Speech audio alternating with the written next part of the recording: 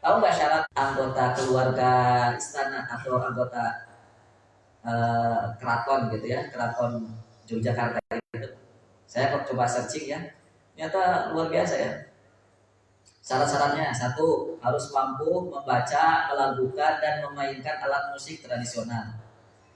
Nah, itu kalau untuk menjadi keluarga raja, keluarga keraton. Dua, harus siap mengabdikan diri kepada kerajaan tanpa pamrih. Ya. Tiga, harus bersedia menjadi abdi budaya. Harus bersedia menjadi abdi budaya. Keempat, harus bersedia menjadi teladan di masyarakat.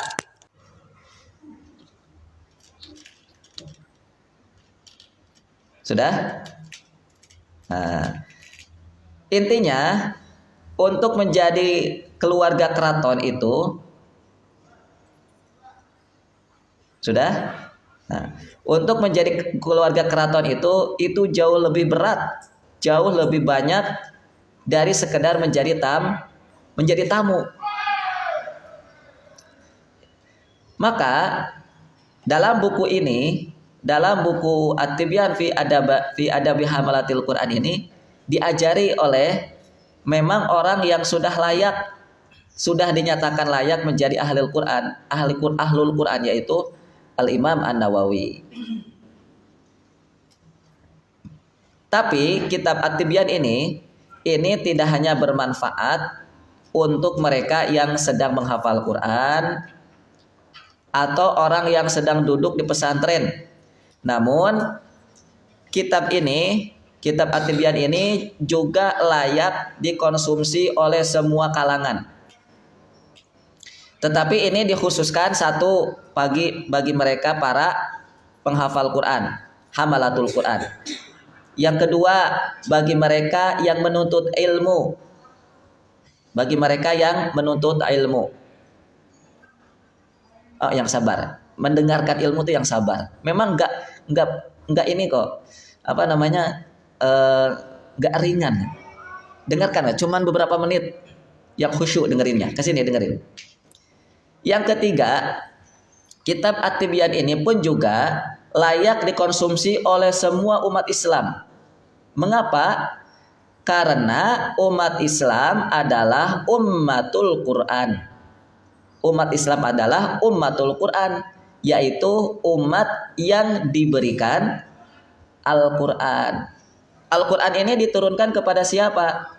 Ya umat Islam.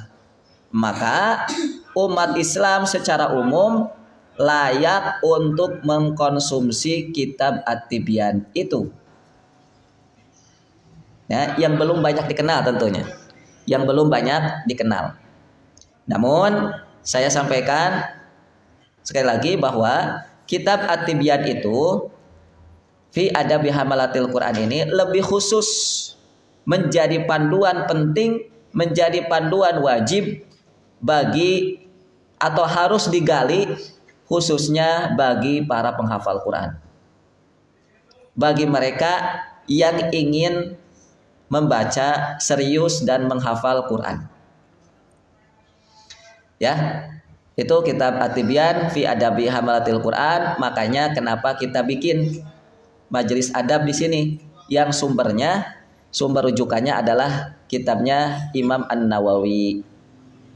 Mau nggak mau harus ada. Jadi kalau pesantren tidak ada kitab kuningnya ya nggak layak dijadikan pesantren. Harus ada kitab yang dikajinya itu. Nah, kitab yang dikaji untuk Ma'had Baitul Arqam ini adalah At-Tibyan itu. Baik, teman-teman yang dimuliakan Allah, kemarin kita sudah membahas tentang kalimatnya Imam Nawawi. Tentu ini masih dalam muqaddimah. Beliau mengatakan wa waffaqa lil i'tina'i bi ulumihi man istafahu min ahlil hadqi wal itqani. Ya, kita akan merangkum sebentar sedikit ya pembahasan tadi yang sudah kita bahas 2 pertemuan kalau tidak salah, agar ada ketersambungan dengan pembahasan hari ini. Agar ada ketersambungan dengan pembahasan berikutnya. Artinya bahwa wa waffaqa lil i'tina'i bi ulumihi man istafahu min ahlil hadqi wal itqan. Allah telah memilih orang-orang yang itqan dan hadqi, kemarin kita sudah bahas ya, tidak perlu dijelaskan, untuk menjaga Quran, untuk memelihara ilmu-ilmu Al-Quran. Dalam kalimat tersebut ada kata wawaffaqa. Ada kata wawaffaqa yang artinya apa? Artinya Allah memberi taufik. Allah memberi taufik kepada orang yang Allah khususkan. Taufik itu apa? Taufik itu adalah khalaqal qudrah ala ta'ah. Khalaqal qudrah ala ta'ah, yaitu terciptanya kemampuan untuk melakukan ketaatan. Jadi kita bisa melakukan ketaatan itu karena kita dimampukan, karena ada qudrah, ada kemampuan. Kita bisa melakukan ketaatan, sholat, puasa, dan seterusnya, itu karena kita diciptakan. Siapa yang menciptakan kemampuan dalam diri kita untuk melakukan ketaatan? Dan itu hanya Allah, hanya Allah. Di dalam Al-Quran, saya lupa suratnya, Allah mengatakan, a'udzubillahi minasyaitonirrajim, innaka la tahdi man ahbabta walakinnallaha yahdi may yasha. Sesungguhnya engkau Muhammad, kata Allah ya, innaka, sesungguhnya engkau wahai Muhammad tidak akan bisa memberikan petunjuk, la tahdi, tidak akan bisa memberikan petunjuk, man ahbabta, kepada siapa yang engkau cintai. Siapapun yang engkau cintai, engkau tidak akan bisa memberikan petunjuk. Walakinnallaha yahdi may yasha. Akan tetapi Allah sajalah yang mampu memberikan petunjuk kepada siapa yang Allah kehendaki. Nah, yahdi atau tahdi di sini petunjuk apa?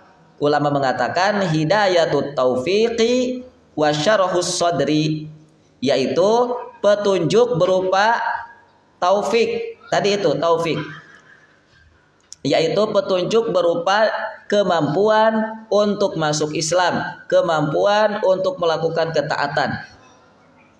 Rasul saja tidak mampu memberikannya, tidak mampu memberikannya. Walakin Allah, akan tetapi Allah sajalah yang yahdi, Allah yang memberikan petunjuk.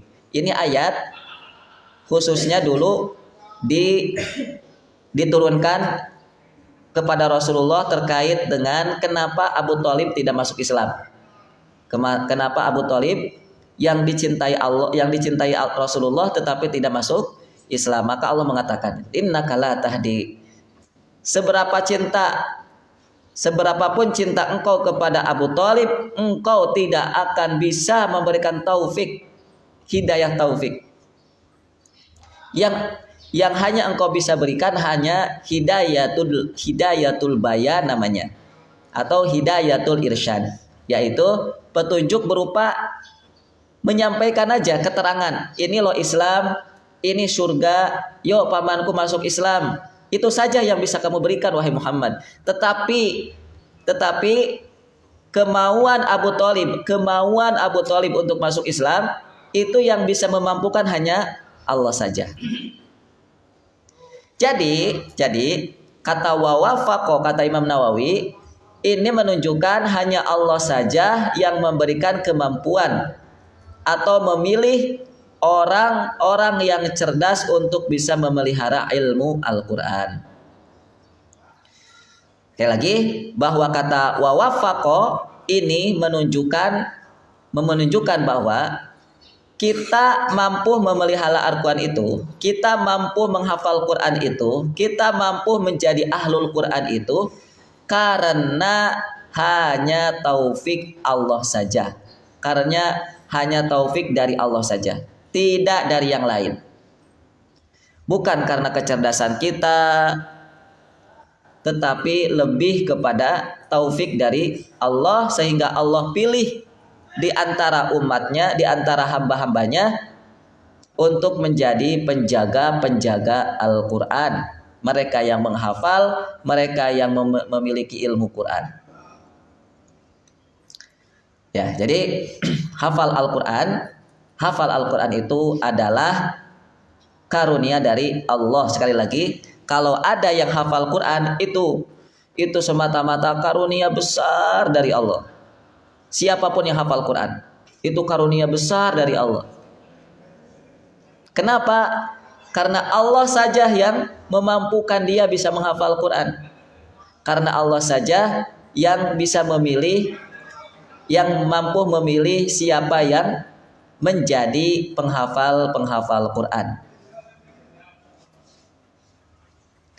Maka karena manusia yang menjadi penjaga Quran itu adalah pilihan Allah, ya. Manusia yang menjadi penjaga Quran itu adalah pilihan Allah, yaitu dengan Allah mampukan, yaitu dengan telah dimampukan oleh Allah. Allah mampukan nih dia bisa menghafal Quran. Allah mampukan nih dia bisa bahasa Arab sehingga bisa tahu ilmu-ilmu di dalam Al-Quran. Nah, maka karena Allah saja yang memberikan taufik dengan cara memampukan itu, langkah pertama untuk menghafal Quran itu adalah kita minta sama Allah. Langkah pertama itu kita harus minta sama Allah. Rajin-rajin meminta kepada Allah, yaitu yang memiliki Al-Quran, agar dipilih menjadi ahlul Quran, agar dipilih menjadi penjaga Al-Quran. Itu langkah pertama. Maka pertanyaannya, sudah sering atau jarang atau tidak sama sekali meminta sama Allah untuk Allah pilihkan kita menjadi penjaga Quran? Sudah atau belum? Sering apa jarang? Nah gitu. Itu pertanyaannya yang harus kita jawab. Kenapa? Ya itu tadi.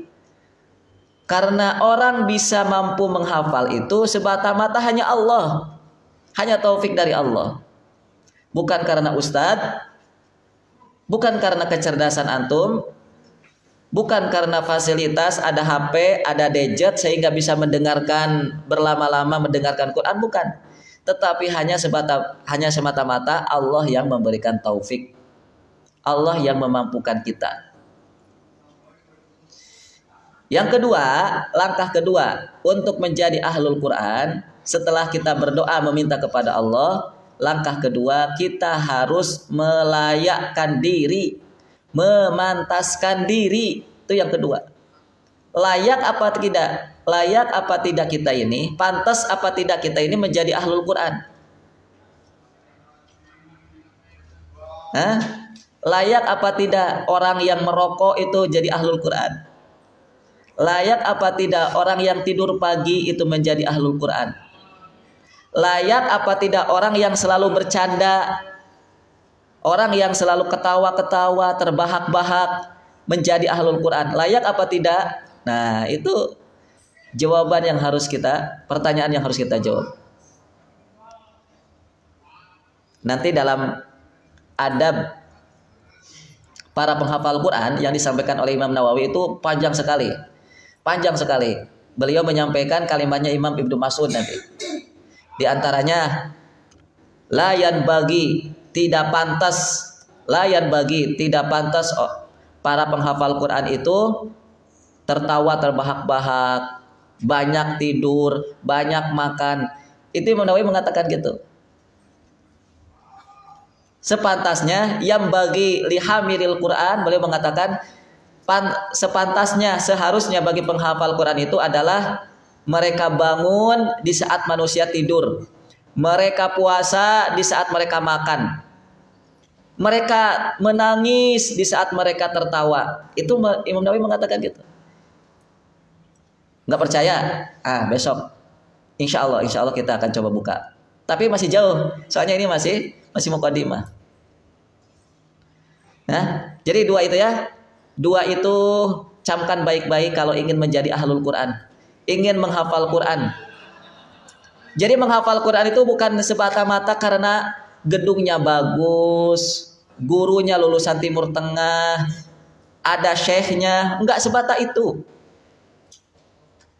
Yang paling penting untuk menjadi ahlul Quran itu satu, minta sama Allah. Karena hanya Allah yang memampukan. Taufik dari Allah. Yang kedua, layakkan diri kita untuk menjadi ahlul Quran. Layakkan diri kita untuk menjadi ahlul Quran. Singkirkan semua kebiasaan yang tidak melayakkan diri kita menjadi ahlul Quran. Gini teman-teman, saya ingin coba sedikit. Ada sebuah kisah ya, bukan sebuah kisah, sebuah fenomena bahwa sudah sangat sering kita mendengar, khususnya saya, ya karena sudah banyak saya baca, sudah banyak saya mendengar, yaitu banyak para penghafal Quran yang di waktu mereka masih di pesantren, di waktu mereka masih di sekolah Quran, di waktu mereka masih di rumah Quran, di waktu mereka masih menghafal Quran menjadi santri, mereka begitu rajinnya luar biasa,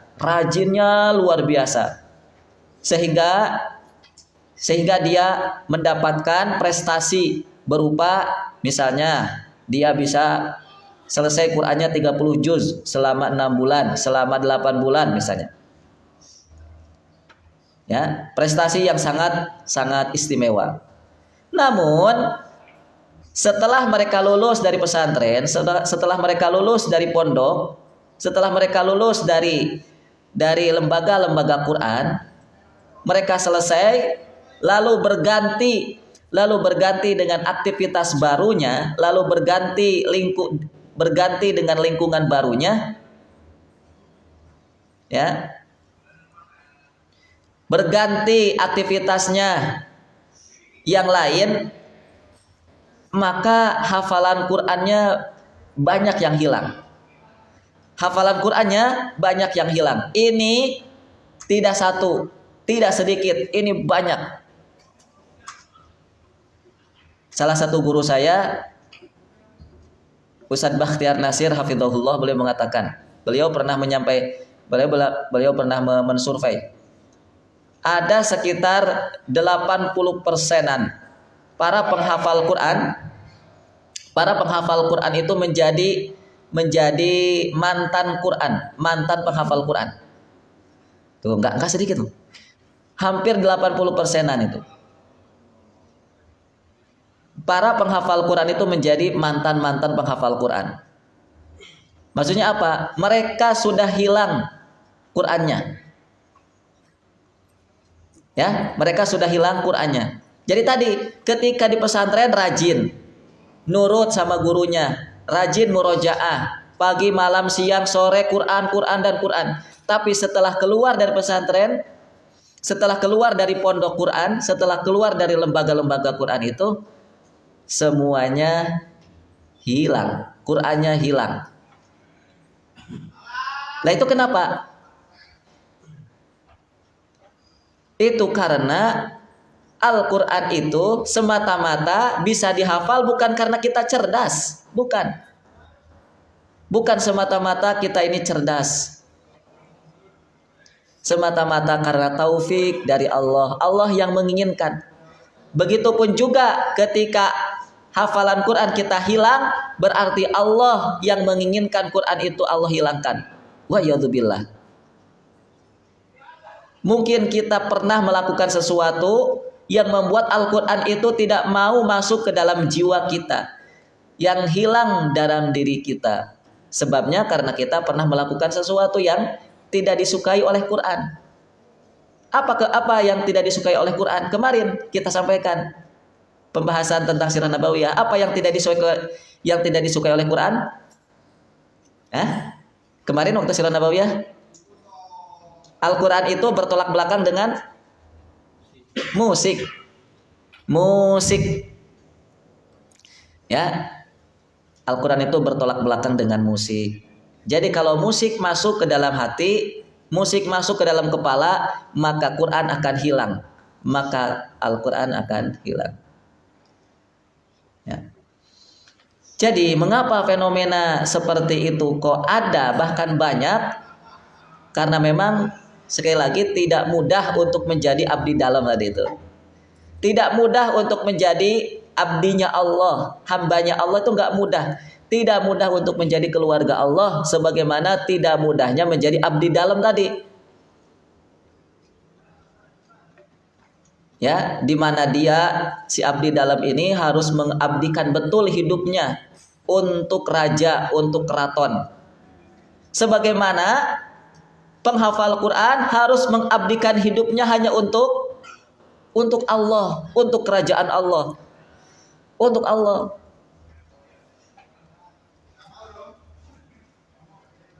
Sedangkan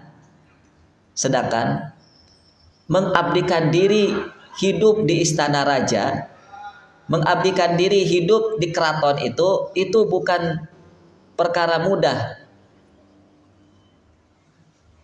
Ya, di mana lingkungan, di mana suasana yang ada di dalam istana jauh berbeda dengan lingkungan yang ada di luar istana.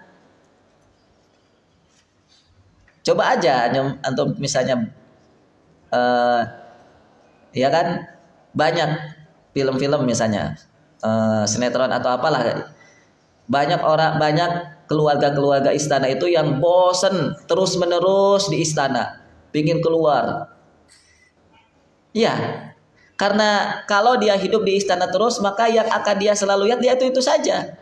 Tembok, apa tuh namanya, pengawal, kemudian apa lagi? Tembok, pengawal, senjata, ya apa saja yang ada di istana. Walaupun nyaman hidupnya, walaupun terjamin hidupnya, tapi namanya manusia tidak sama dengan benda-benda yang lain, tidak sama dengan barang. Manusia itu sifatnya sosial, manusia itu sifatnya atau memiliki jiwa sosial. Dia harus dia harus berinteraksi dengan orang lain. Dia harus berinteraksi dengan alam yang luas. Ya. Maka kalau hidup di luar istana, itu dia akan merasakan banyak atau melihat banyak hal-hal yang berbeda yang ada di luar istana, beraneka ragam keindahan, beraneka ragam kekayaan, ya, beraneka ragam apapun yang dia mau lihat itu ada di luar istana. Oke. Jadi hal ini tidak jauh berbeda sebenarnya dengan apa yang disampaikan oleh Allah. Dengan apa yang disampaikan oleh Nabi kita Shallallahu Alaihi Wasallam. Nabi mengatakan, huffatin nar bisyahawat, bahwa neraka itu dikelilingi oleh keindahan syahwat. Wa huffatil jannah, adapun surga dikelilingi oleh sesuatu bil makarih, sesuatu yang dibenci, sesuatu yang tidak disukai, sesuatu yang tidak disukai. Ya seperti di istana raja, seperti di istana itu. Kalau lama-lama ya bosan juga. Gak suka, maunya apa? Maunya keluar. Maunya hidup terbang bebas di angkasa seperti burung dan sebagainya. Ya. Maka kalau kita ibaratkan orang yang hidup di istana itu terkekang, itu juga sama yang dirasakan oleh mereka yang hidupnya untuk Quran. Itu yang hidupnya bisa kita samakan yang mereka hidupnya untuk Quran, menjadi ahlul Quran. Mau nggak mau, kalau dia hidupnya untuk Quran, ya untuk Quran, maka hidupnya pasti akan dibatasi oleh, kalau istana raja dibatasi oleh apa? Oleh tembok gitu. Maka seorang penghafal Quran hidupnya juga dibatasi. Ya. Makanya di dalam hadis yang lain begini. Ad-dunya sijnul mu'min. Dunia itu penjara bagi orang beriman. Kenapa? Kenapa dunia diibaratkan penjara bagi orang beriman? Karena iya, karena hidup di dunia bagi orang beriman itu banyak batasannya. Ini nggak boleh makan makan babi, nggak boleh makan, minum khamr nggak boleh, serba nggak boleh. Seperti di penjara kan? Iya, seperti di penjara. Itu hidupnya orang beriman, apalagi ahlul Quran. Maka untuk menjadi ahlul Quran kita harus siap hidup seperti di penjara. Kalau kita ingin mengazamkan diri menjadi ahlul Quran, menjadi penghafal Quran sejati, emang nggak mudah teman-teman. Antum aja di sini hidup sudah enak, tetap aja ada rasa bosan, ya, pingin ke Padahal untuk menjadi ahlul Quran ya begitu harusnya. Duduk, diam, menghafal. Duduk, diam, menghafal setoran. Duduk, diam, menghafal setoran. Itu kan. Tapi ya hawa nafsu namanya juga. Apalagi antum masih muda, pingin liar. Hidup pingin liar. Ya sudah, kalau hidup pingin liar, ya Qurannya terbengkalai. Nggak akan bisa hafal 30 juz kalau begitu cara hidupnya. Ya, kalau hidup pingin liar, sekali lagi, maka Qur'annya tidak akan terjaga. Kalau ingin terjaga Quran, ingin menjadi penghafal Quran sejati, harus siap hidup seperti di penjara. Nggak boleh cepat bosen, nggak boleh marah-marah, nggak boleh cepat malas, nggak boleh itu. Kalau enggak ya nggak akan bisa jadi ahlul Quran.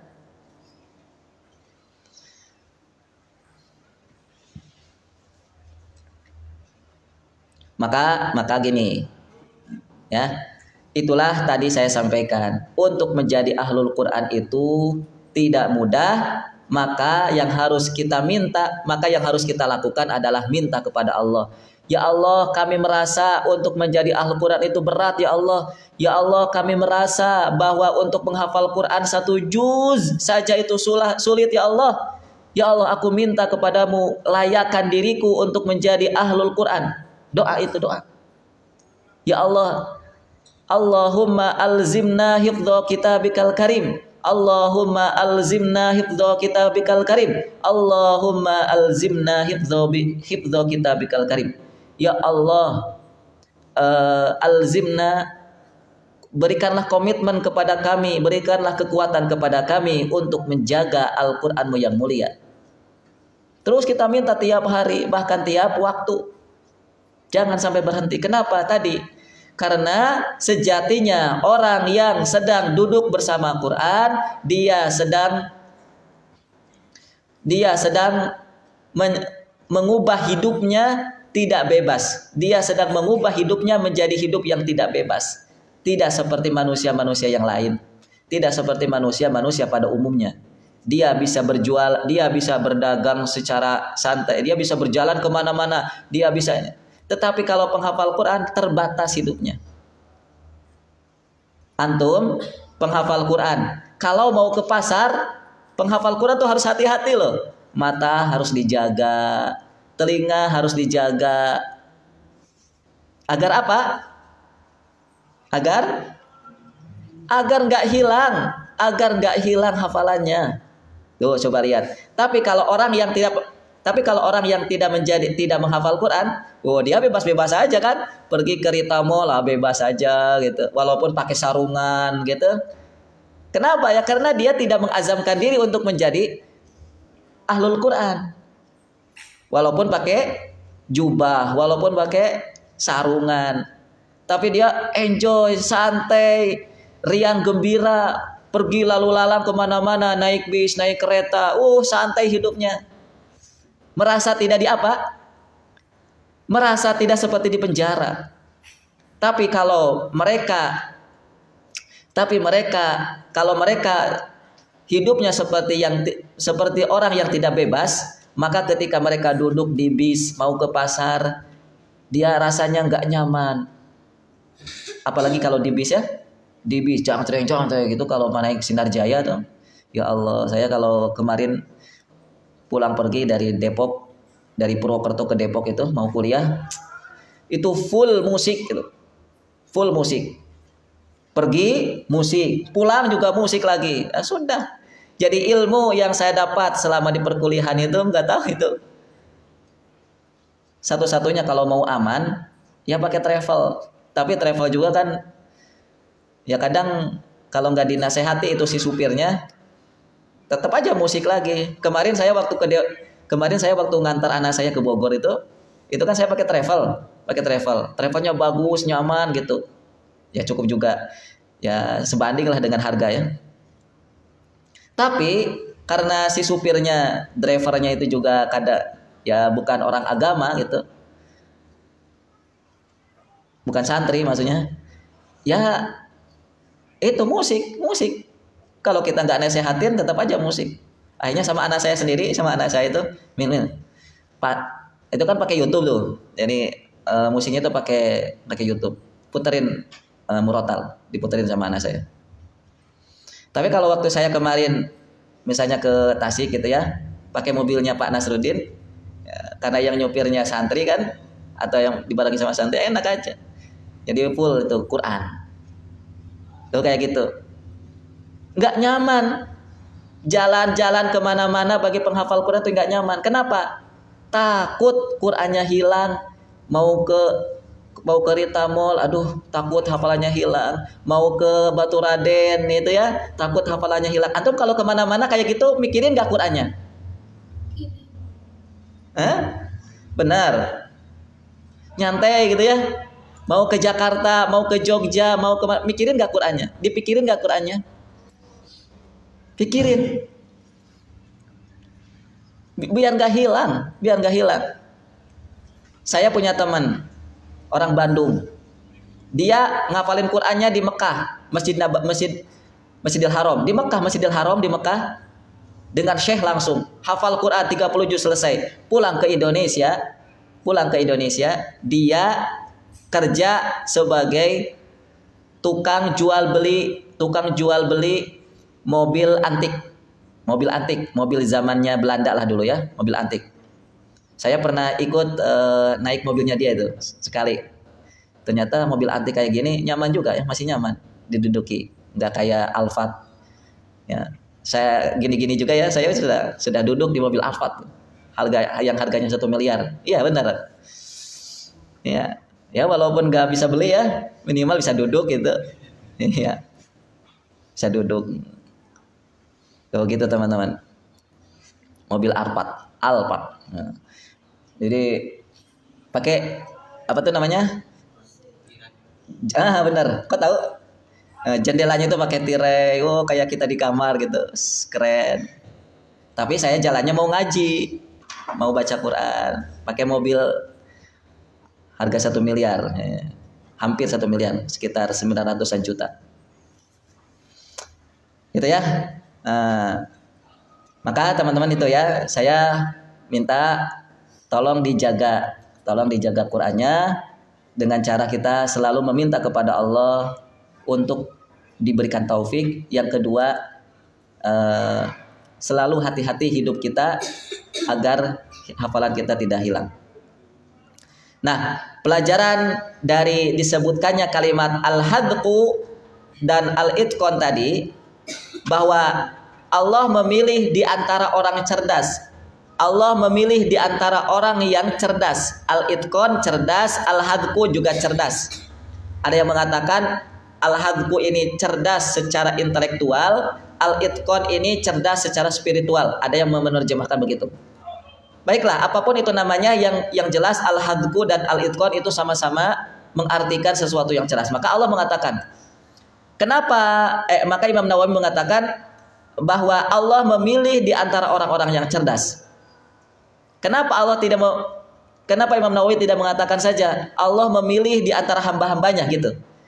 Di sini menjadi pelajaran bahwa cara Allah memudahkan manusia untuk menjaga Al-Qur'an, cara Allah untuk memudahkan manusia menjaga Quran adalah dengan Allah buat manusia itu memiliki dua kecerdasan. Allah buat manusia itu memiliki dua kecerdasan. Itu pelajarannya. Karena nggak mudah untuk menjaga Quran. Dia harus cerdas. Dia harus hadku. Dia harus itqon. Nggak mudah menjaga Quran tuh. 30 juz coba bayangkan. Jangankan 30 juz. Juz 30 saja kan kita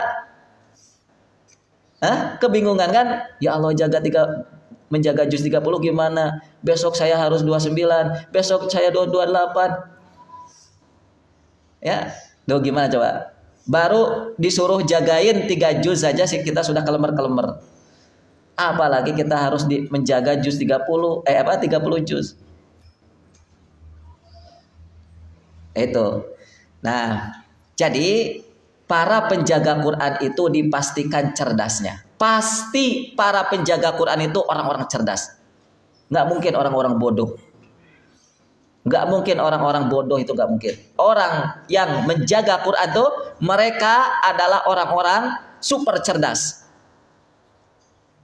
Lihat, siapa mereka yang mampu menjaga Quran? Satu, yang pertama Rasulullah sendiri. Siapa yang mampu menjaga Quran berikutnya? Para sahabat. Para sahabat itu, para ulama sirah mengatakan, kalau IQ mereka, kalau kecerdasan mereka diukur dengan alat ukur hari ini, pasti alat ukurnya jebol. Kenapa? Betul, karena saking cerdasnya. Nggak ada yang bisa menandingi kecerdasan Quran. Nggak ada. Itu yang pertama. Para penghafal Quran, para penjaga Quran, ahlul Quran pasti cerdas.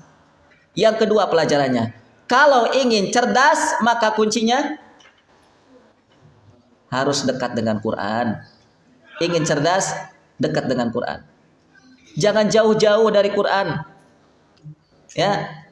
Jangan jauh-jauh dari Quran.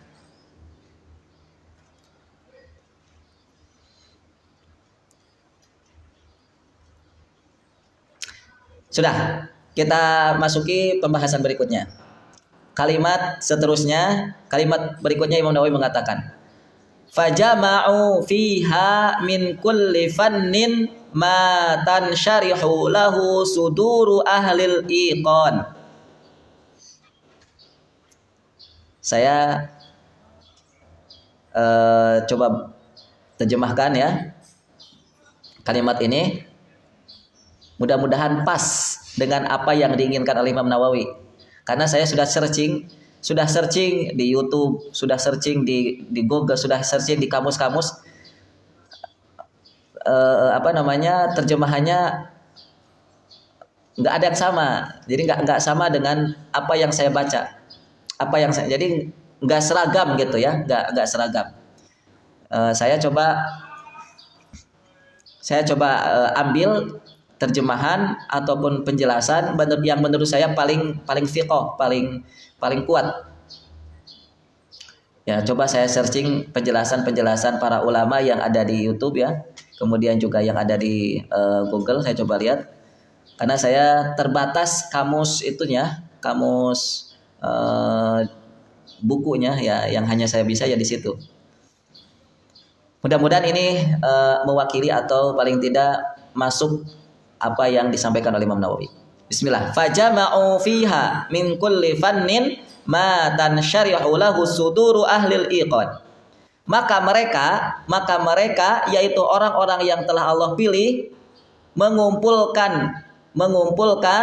dari berbagai disiplin ilmu, min kulli fannin, dari berbagai disiplin ilmu di dalam Al-Qur'an.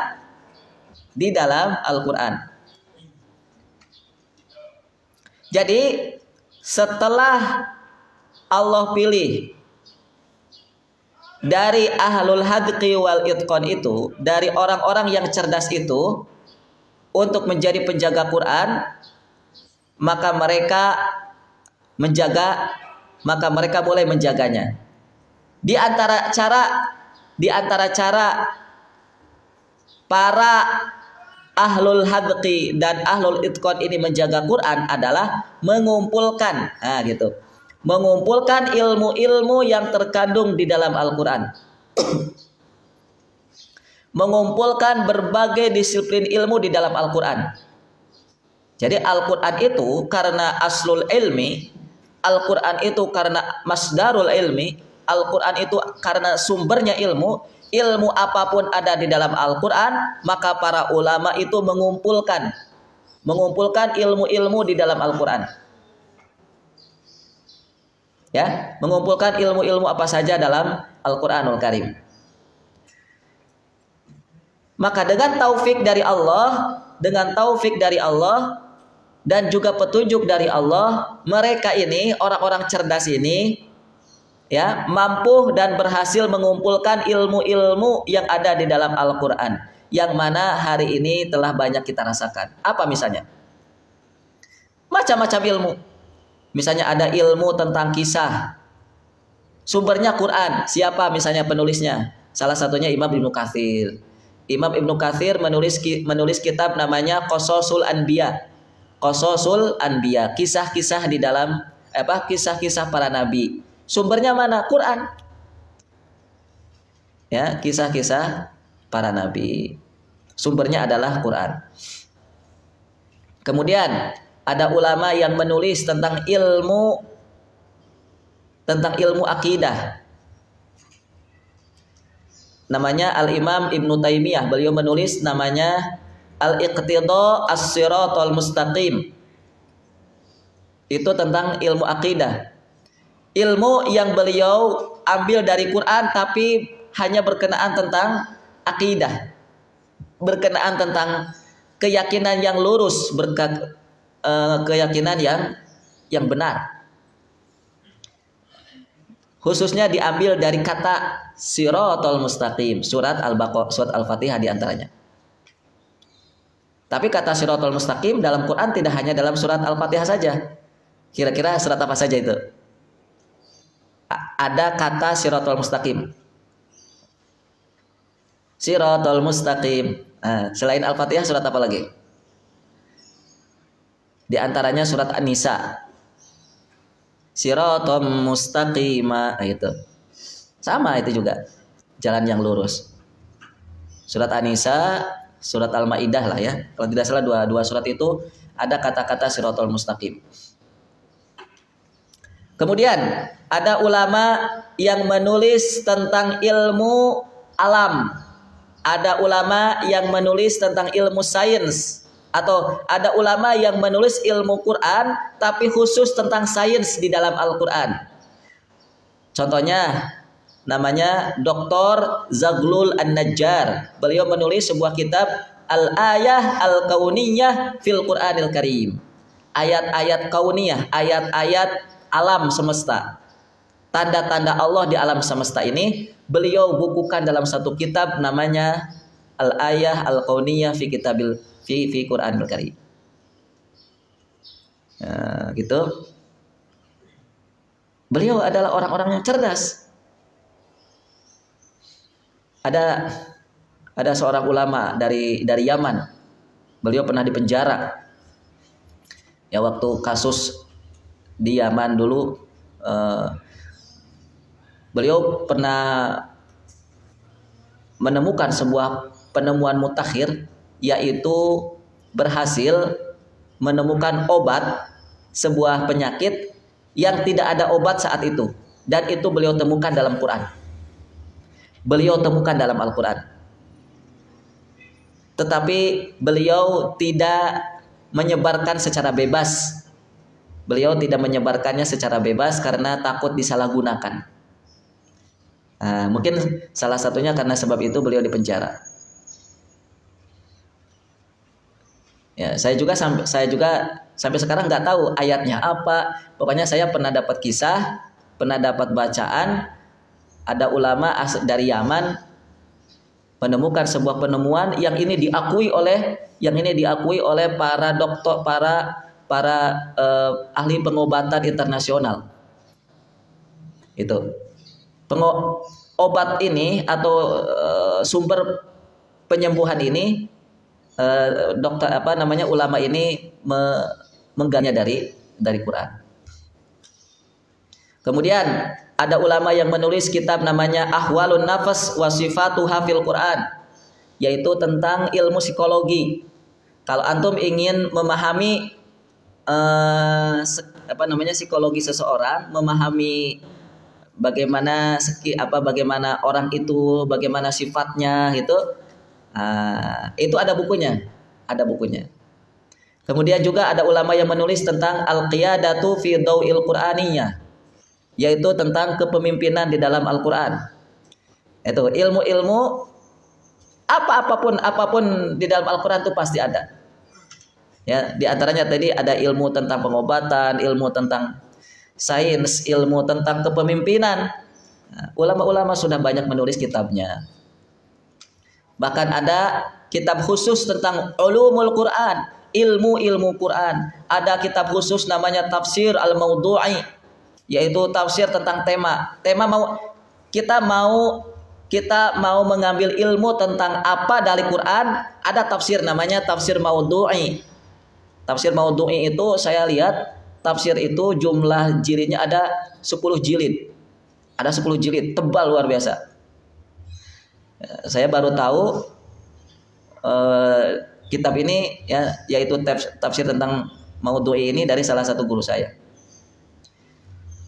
Baik, saya cukupkan karena saya harus nyimak anak saya. Jadi untuk kalimat Imam Nawawi yang ini saya tidak selesaikan hari ini. Kemungkinan mungkin nanti dilanjutkan. Walaupun sedikit saya berdoa semoga kalimat demi kalimat yang disampaikan oleh saya tadi dari awal sampai ini dan melalui bersumberkan dari kitab At-Tibyan fi Adabi Hamalatil Quran ini, satu yang saya berharap semoga semakin mengokohkan antum di dalam menghafal Al-Quran atau menjadi para penghafal dan ahlul Quran. Baik teman-teman yang dimuliakan Allah, saya cukupkan. Sebelum ditutup, ini nanti tasmiyah silahkan dilanjutkan. Kemudian arsy besok kalau siap 3 juznya silakan datang ke Tanjung ya. Kita mulai jam 8 jam 8 pagi. Kalau belum siap, mudah-mudahan siap. Kalau belum siap, saya panggil besok untuk ketemu saya, untuk saya interview atau saya ngobrol 2 orang. Yang pertama siapa? Raizul. Terus siapa lagi yang belum? Arif ya, Arif. Silakan datang besok ya. Tapi kalau arsinya belum siap 3 juznya, kalau sudah siap dan mudah-mudahan sudah siap ya, nanti Sabtu depannya lagi insyaallah. Baik, saya cukupkan sekian dan kita tutup saja langsung. Tapi jangan tutup ya, nanti ditutupnya ada yang mewakilkan, tolong. Untuk majelis ta'adabnya saya cukupkan. Assalamualaikum warahmatullahi wabarakatuh. Ya, silakan dilanjutkan tasmiyah.